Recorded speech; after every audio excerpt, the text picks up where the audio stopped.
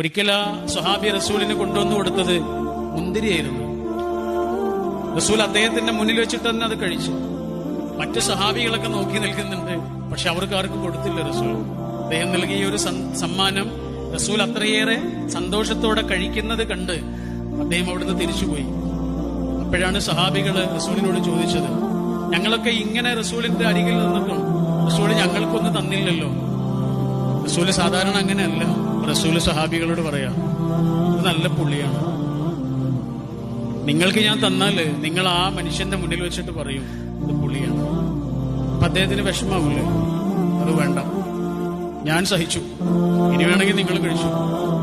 എല്ലാവരും എടുത്ത് കഴിച്ചു നോക്കി, നല്ല പുള്ളിയായിരുന്നു. വാക്കുകൊണ്ട് പോലും ഒരു മനുഷ്യനെ മനസ്സ് നോവിക്കാതിരിക്കാനുള്ള ആന്തരികമായ ഒരു അച്ചടക്കത്തിന്റെ പേരായിരുന്നു ഹബീബായ റസൂൽ സ്വല്ലല്ലാഹു അലൈഹി വസല്ലം.